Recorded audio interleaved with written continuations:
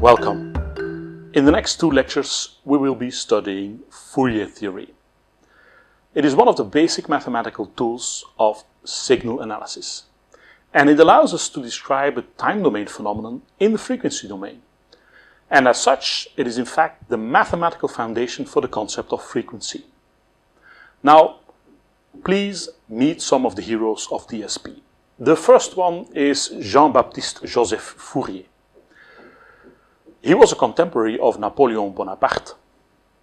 Born in Auxerre, France in 1795, he was appointed a professorship at the brand new École Polytechnique de Paris, where he taught, no surprise, mathematics. And later he founded the Université de Grenoble, where he studied heat problems. And for that research, he investigated the temperature distribution along a metallic ring that was heated on one side and cooled at another point. If you describe these problems using a circular axis along the ring, then these temperature profiles are periodic by construction. And therefore he tried to describe these periodic temperature profiles using weighted sums of other more basic periodic waveforms, sine waves. And he soon made the bold claim that any periodic function can be composed as a sum of sine waves. Yet, that theory was highly contested. And though close to reality, his theory indeed was a bit shaky. It took improvements by Johann Dirichlet, stating the Dirichlet conditions, and later in the first half of the 20th century by Laurent Schwartz with his theory of distributions. And that theory makes Fourier theory rock solid. Still, the theory is up till now known as Fourier theory, and that is what we will be looking into today. Describing problems of applied mathematics in a vector space is quite common. No doubt you are familiar with decomposing vectors, for example, corresponding to the position of an object. In this way, we can decompose the vector p into a linear combination of base vectors. And in case the axis system is orthogonal, this decomposition corresponds to applying a simple orthogonal projection of the vector onto the axis. You've studied the projection formula in your base mathematics courses. Now, because many of our physical laws are linear, for example Newton's second law, we can consider these laws in their decomposed form. Consider as an example an object subject to gravity falling in vacuum. And let's assume the object is thrown slightly upwards and sideways along the y-axis, and then it falls down because of gravity. Studying the velocity vector in green is not so easy. However, when projecting Newton's law onto the axis, we can study the components by themselves. And we can do this because of the fact that Newton's law is a linear law. The projection results in a more simple scalar description. There is no force operating nor acceleration taking place except along the z-axis. Because of this, the speeds along the x and y-axis cannot change. Only the speed along the z-axis increases linearly downwards. This process of decomposition of vectors is an attractive one, especially for objects governed by linear laws. And dealing with signals, the obvious question is, can we consider an arbitrary signal to be a vector and decompose it? There is a very simple answer. Yes, we can. We can consider signals to be vectors in a vector space. And if we can find an appropriate orthogonal base of that vector space, then the decomposition consists of merely applying the same projection formula we've seen on the previous slide to our signal. Let's consider composing an orthogonal base for our vector space of functions. The base vectors in this base, of course, are signals themselves. One of the requirements is that all the base signals are mutually orthogonal. Now, two vectors are said to be orthogonal if their scalar product equals 0.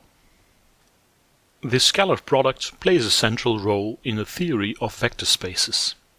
A good definition of that scalar product for complex functions of a real one-dimensional argument is therefore required. Consider two complex valued functions f and g on a certain interval a to b. An appropriate definition of the scalar product is given by the listed integral. Given this definition of the scalar product, you proved in your maths courses that the following family of functions are orthogonal sets on the interval a to a plus t, with t the period. And this holds for an arbitrary value of a. It is a trigonometric set that Fourier used to build his series on. He claimed that any periodic function could be written as a series of sine and cosine waves. And there you have it, the brilliant equation by Fourier. The expression for x of t is called the trigonometric Fourier series, and the coefficients ak and bk are the so-called trigonometric Fourier coefficients. The expression holds for any complex function x of t, though it is most often used for real functions, and in that case the ak and bk are also real numbers.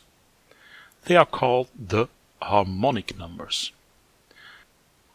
When Fourier submitted his ideas to the Académie des Sciences in Paris for publication, his tutor Lagrange blocked it for quite some time.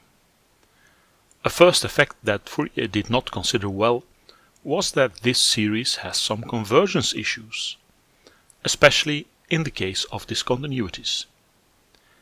And it was Johann Dirichlet who, many years later, proved under which conditions the series converges, to the function, if it is continuous, and to the average of the left and right limit at discontinuities. In addition, in case of discontinuities, another effect comes into play, the Gibbs effect. Let's illustrate this effect. Consider the square wave on the top left. If we approximate this function by truncating the series after k equals 3, the result looks like this. If we increase the number of terms in the approximation, it gets definitely better. However, there is some noticeable ringing, and especially the overshoot does not disappear when one increases the number of terms. This is an obvious case of non-uniform convergence. One can prove that this overshoot evolves to approximately 9% of the step size when the number of terms gets really large. Luckily, the error energy in the ringing goes to zero, and in practice those higher frequency effects will be smoothed by the limited available bandwidth. Now let's take this one step further. Though originally not proposed by Fourier, there is an alternative orthogonal set of functions that can be used as a basis, the family of complex exponentials. And they are very related to the trigonometric harmonic family because of Euler's relationship. The corresponding series for x of t is the so-called exponential Fourier series. And to be fair, this one's a whole lot more common in nowadays engineering applications. Why? Because it fits snugly into the Fourier family diagram that we will see later. The signal now is decomposed as a sum of complex exponentials. And again the coefficients are computed by projecting the signal onto the base vectors. Through Euler's relationship, this series is connected to the trigonometric series. Once you computed the coefficients for one of them, you can derive the coefficients of the other one based on the equations below the frame.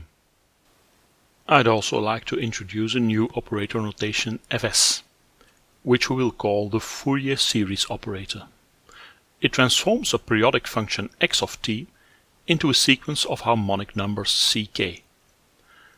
We also often use an alternative representation, x of k, as we can consider the harmonic sequence as a discrete frequency signal. Let's go for an example. Using these equations, we can calculate the Fourier series of an odd square wave. All even terms, except for the DC term, turn out to be zero, and the remaining ones can be seen here. We often depict the coefficients of these series, the harmonic numbers, remember, in a graph, a so-called spectrum. And a spectrum consists of a magnitude and a phase graph, as defined by the polar notation for the coefficients. Another example, and quite an important one, is the Dirac impulse train.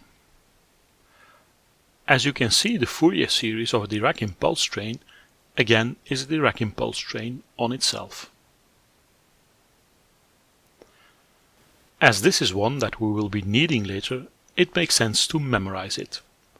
However, this is not so easy.